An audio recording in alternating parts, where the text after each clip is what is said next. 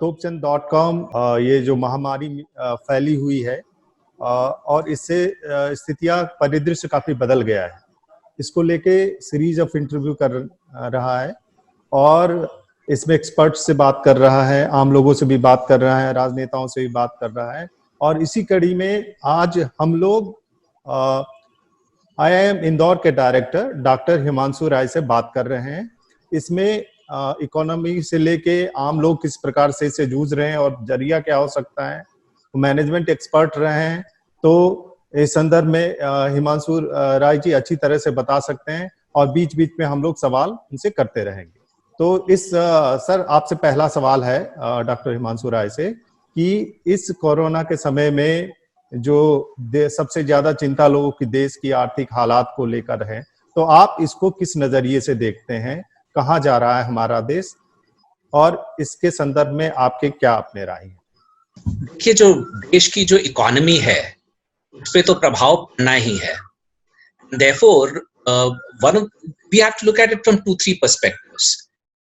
कि देश की इकोनॉमी पे क्या प्रभाव पड़ेगा शॉर्ट टर्म में, मीडियम टर्म में और लॉन्ग टर्म में, और दूसरा चीज कि इसके लिए हम कर क्या सकते हैं।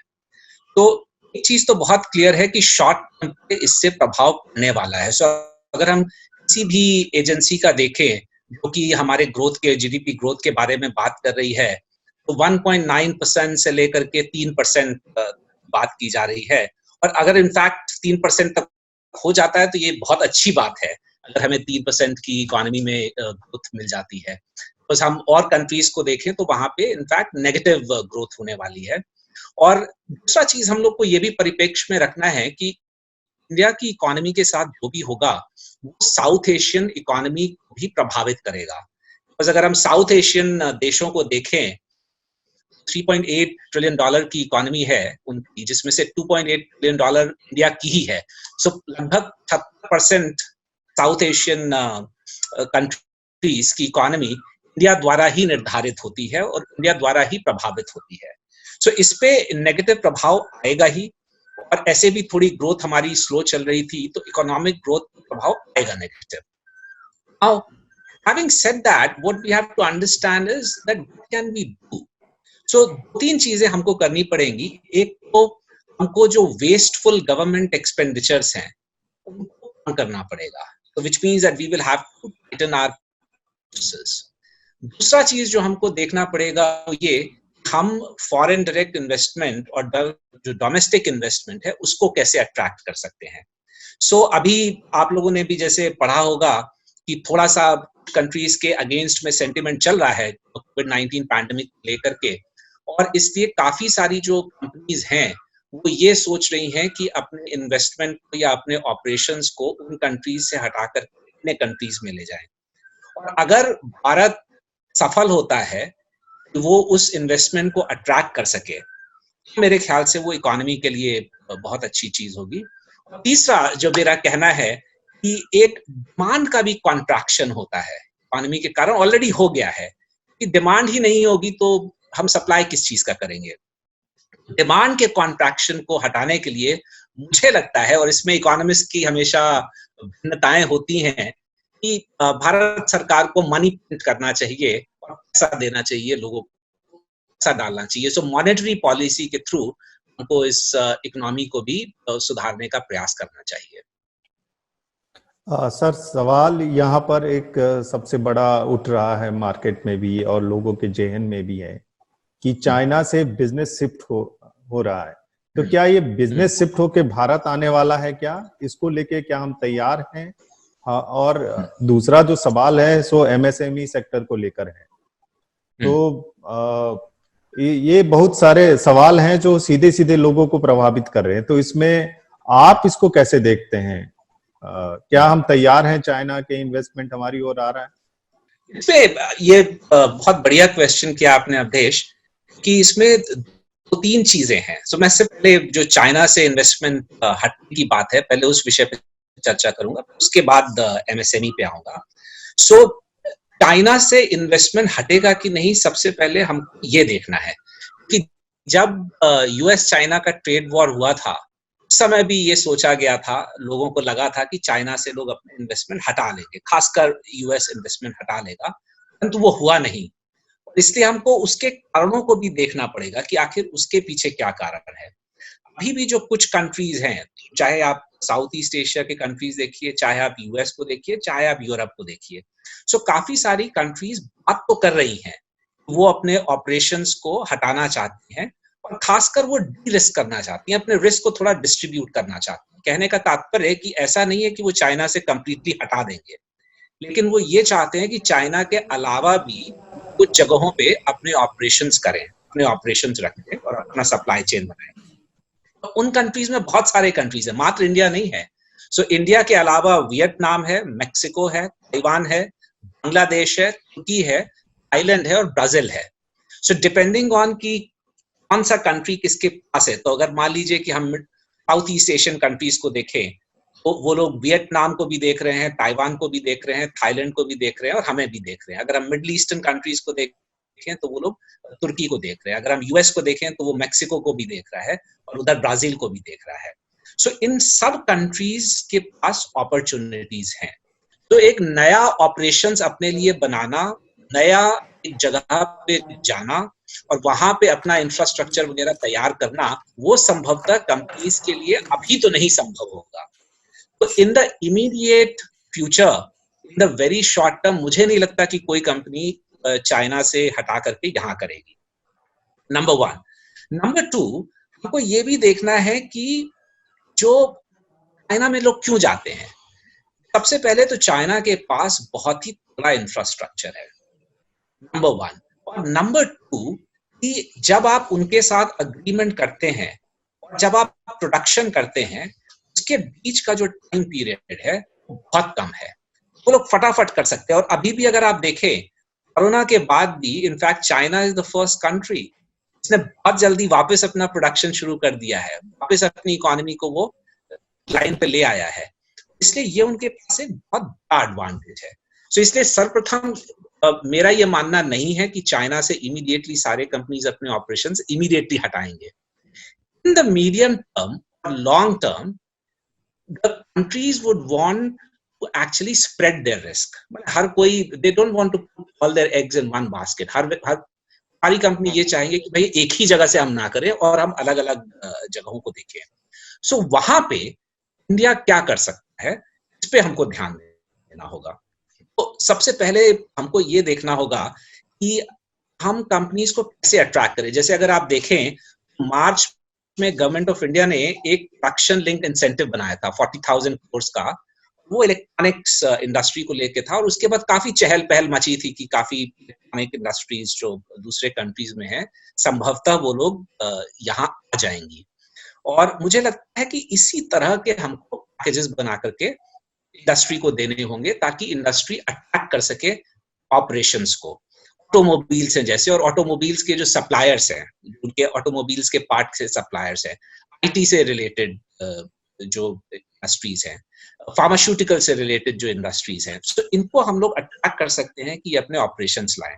लेकिन उसके लिए 2-3 चीजें करनी पड़ेंगी। सबसे पहले तो गवर्नमेंट ऑफ इंडिया को डिसाइड करना पड़ेगा कि वो कौन सी इंडस्ट्रीज हैं, कौन से एरियाज हैं जहाँ पे हम इनको अपने मनी लगा सकते हैं, पैसा निवेश कर सकते हैं कि हम अट्रैक्ट कर सके, पैकेज बना सकते हैं उनके लिए। सबसे बड़ा जो इम्पोर्टेंट चीज है, अगर आप देखें, जैसा मैंने बोला कि अग्रीमेंट होने के बाद, जैसे जब टेस्ला चाइना गया, टेस्ला के साथ अग्रीमेंट होने और उनकी कार निकलने के बीच में पहली मेरे ख्याल से लगभग 500 से 600 दिन लगे थे, मतलब 2 साल से कम। अगर हम इंडिया में देखें तो इवन हम अगर मारुति की बात करें तो 5 साल था ये टर्न अराउंड टाइम।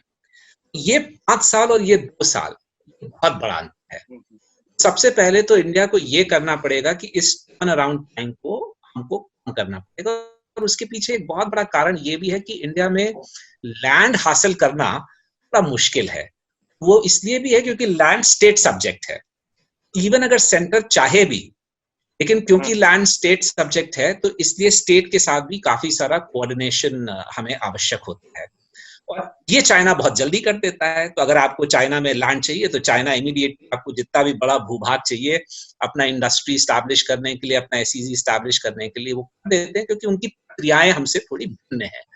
डेमोक्रेसी में हमको डेमोक्रेटिक तरीकों के साथ, और खासकर जब फेडरल स्ट्रक्चर हो जहां हमको स्टेट्स को भी साथ लेकर के चलना है, लेकिन हमको ये करना पड़ेगा कि लैंड रिफॉर्म्स तो करने पड़ेंगे अगर हम चाहते हैं कि बाहर की कंपनीज आए, बाहर से निवेश आए।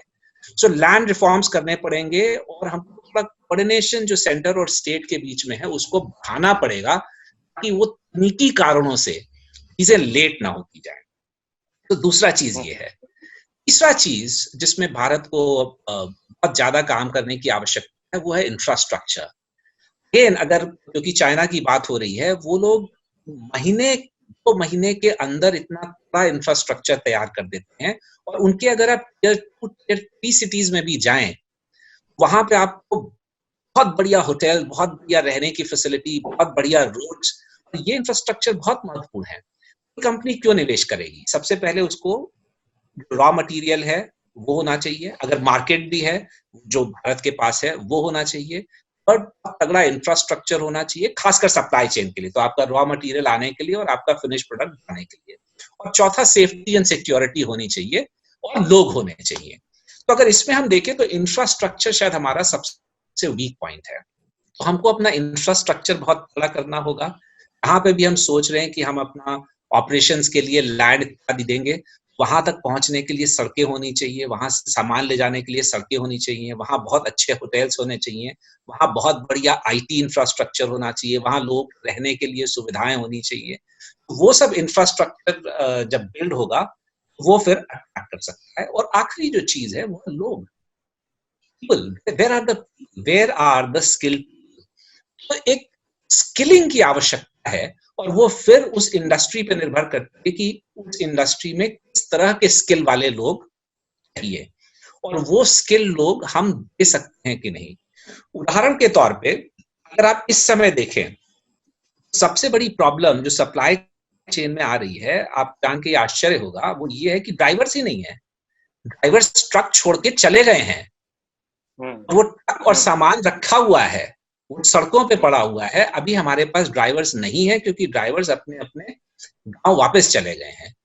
तो आप ये सोचिए कि अगर इस तरह का सिचुएशन होगा तो हम कहां से अट्रैक्ट कर पाएंगे किसी भी तरह के निवेश को। सो अगर इसको मैं ये सब करूं, एक लब्बो लबाब अगर इसका आपको बताऊं, if I have to draw a conclusion, that if at all we make very clear policies on land reforms, labor reforms, legal reforms, as well as make sure that there are welfare provisions for the workers, तब और infrastructure को हम अपने expand करके बढ़िया बनाएं, तब तो हम इसको अट्रैक्ट कर सकते हैं जो भी दूसरे कंट्रीज से छोड़ करके यहाँ पे अपना ऑपरेशन चलाना चाहते हैं।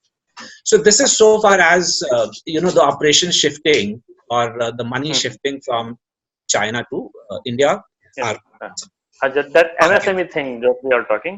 तो सर एक जो McKinsey & कंपनी की एक रिपोर्ट आई थी जिसमें उन्होंने कहा था कि भाई 25% कंपनियां जो हैं उनके जो लोन्स है वो डिफॉल्ट हो जाएंगे आने वाले दिनों में, जो भी स्थिति चल रही है।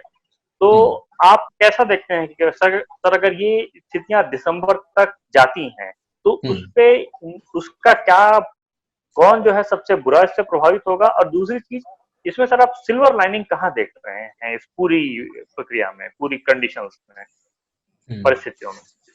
अंकित, सबसे इम्पोर्टेंट बात है, आपने सही बोला है, एमएसएमई पे सबसे ज्यादा प्रभाव पड़ेगा। और एमएसएमई अगर हम देखें तो हमारे देश की बैकबोन है। खासकर यदि मैं मध्य प्रदेश को देखूं या इवन छत्तीसगढ़ को देखूं, उसकी भी बैकबोन है एमएसएमई, और इसलिए इस पे प्रभाव निश्चित रूप से पड़ेगा और वो लोग लोन डिफॉल्ट करेंगे, इसमें कोई दो राह है ही नहीं। सो इसलिए मोरेटोरियम दिया जाना बहुत आवश्यक है।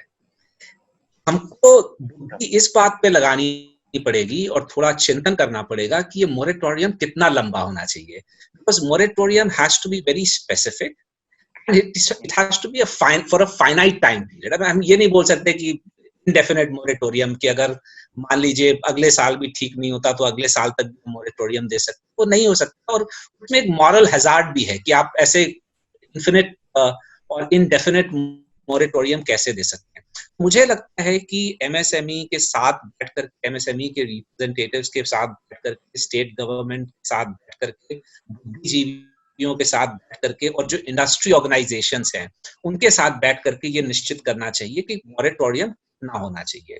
और जो मोरेटोरियम है तो ना सिर्फ आपके प्रिंसिपल पे मोरेटोरियम होना चाहिए बल्कि इंटरेस्ट पे भी मोरेटोरियम होना चाहिए, अदरवाइज वो इंटरेस्ट तो बढ़ता जाएगा और बाद में प्रॉब्लम आ सकता है। जो हमने एक यहाँ पे काम किया है, सो IIM इंदौर ने फिक्की के साथ, अपोलो हॉस्पिटल के साथ मिलकर मध्य प्रदेश के एमएसएमईज को देखा है और मध्य प्रदेश के अपने एडमिनिस्ट्रेशन को, एमपी गवर्नमेंट को हमने वो रिपोर्ट दी है। सो इसी तरह से हम हर स्टेट में करना चाहिए। और इसमें 2-3 मेरे सुझाव हैं। हमको मैप करना चाहिए, जैसे अगर आप एमएसएमईज को देखेंगे, चाहे वो मध्य प्रदेश में हो चाहे छत्तीसगढ़ में हो, तो क्लस्टर्स में है। मान लीजिए यहाँ पे 2-3 सिटीज हैं, उनका एक क्लस्टर है और वो एक ही तरह के एमएसएमई वहां पे मिलेंगे। उसी पे अगर आप भोपाल की तरफ चले जाए या जबलपुर की तरफ चले जाएं तो एक अलग तरह का क्लस्टर मिलेगा एमएसएमईज को। हमको मैप करना होगा ऐसे एमएसएमई क्लस्टर्स को कोविड-19 के क्लासिफिकेशन के साथ, कौन से क्लस्टर भी रेड जोन में आ रहे हैं, कौन से क्लस्टर ऑरेंज जोन में आ रहे हैं और कौन से क्लस्टर ग्रीन जोन में आ रहे हैं। और इस मैपिंग को करने के बाद फिर हमको ये बुद्धि लगानी पड़ेगी कि किस तरह से हम एक एग्जिट पॉलिसी बनाएं कि लॉकडाउन इंडेफिनिट नहीं हो सकता। वैसे हमको आज 8 बजे संभवतः रात में पता चल जाएगा कि आगे की क्या संभावना है, लेकिन लॉकडाउन इंडेफिनेटली तो चल नहीं सकता। हमको एग्जिट ऑप्शन देना ही है। हमको ये भी ध्यान रखना है, और मेरे ख्याल से सभी सरकारों ने लगभग ऐसा बोल दिया है कि we have to learn how to live with corona. ये तो आ गया है, ये चलना तो है ही। कैसे हम अपने आप को इससे अच्छे से प्रोटेक्ट कर सकते हैं, अपनी इम्यूनिटी बढ़ाकर, कैसे हम इकोनॉमी को स्टेज वाइज स्टैगर्ड से खोल सकते हैं, वो देखना है। सो अगर हम एक बार मैप कर लेंगे एमएसएमई क्लस्टर्स को और जो क्लासिफिकेशन है कोविड-19 को, तो उसके हिसाब से हम धीरे धीरे खोलते जाएंगे। जैसे जो ग्रीन जोन में मान लीजिए आ रहे हैं एमएसएमई क्लस्टर्स, तो उसमें हम तुरंत छूट दे सकते हैं। ऑरेंज जोन में आ रहे हैं उनको थोड़ा छूट दे सकते हैं, और जो रेड जोन में आ रहे हैं उनको थोड़ा और रुक हम छूट दे सकते हैं। इम्पॉर्टेंट चीज ये है, हमको जब भी हम एमएसएमई के लिए एग्जिट पॉलिसी बनाएं, उसमें ये जरूर ध्यान दें कि उसकी मूवमेंट होनी है। मान लीजिए हमने इंडस्ट्री खोल भी दी लेकिन रॉ मटेरियल नहीं आ रहा है क्योंकि रॉ मटेरियल रेड जोन में है, कोई लाभ नहीं है। उसी तरह से गुड्स जब यहाँ से जाएगा, वो कहाँ जाएगा?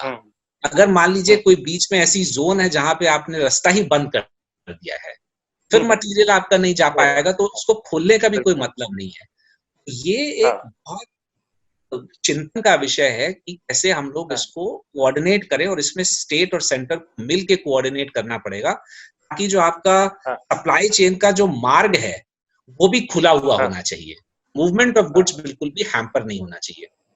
दूसरा चीज, अगर आप आज जाकर के किसी भी एमएसएमई वाले से पूछें, उनकी सबसे बड़ी प्रॉब्लम है, वो ये बोलेंगे हम फैक्ट्री खोल भी दें लेकिन वर्कर कहाँ है।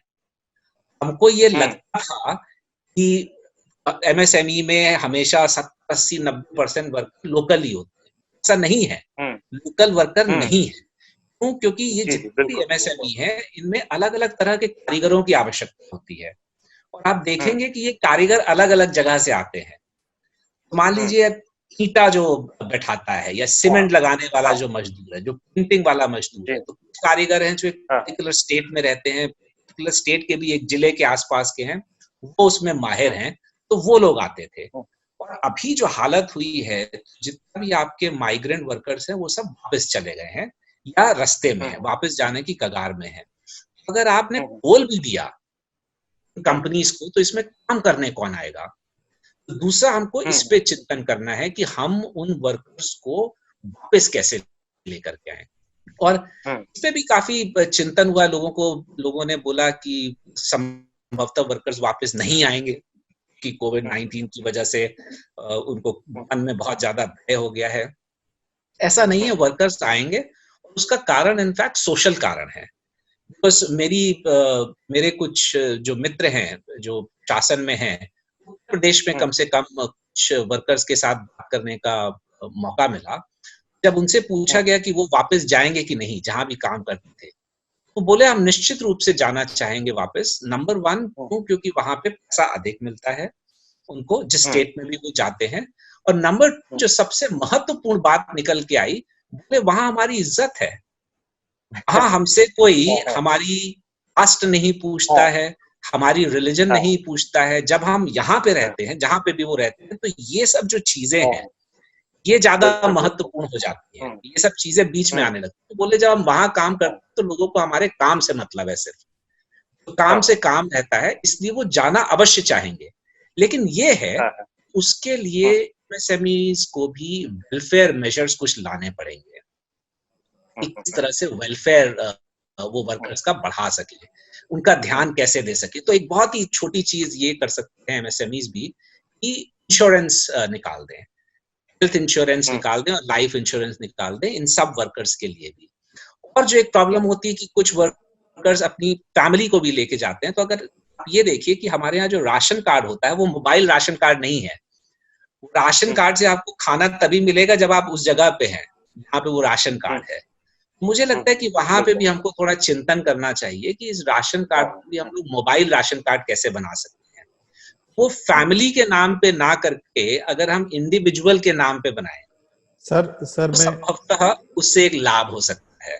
थैंक यू सर, आप आए हमारे साथ बातचीत की, आपको धन्यवाद कर देंगे। Thank you very much, thank you very much. रोचक खबरों के लिए topchand.com को फेसबुक और ट्विटर पर फॉलो करें, यूट्यूब पर सब्सक्राइब करें।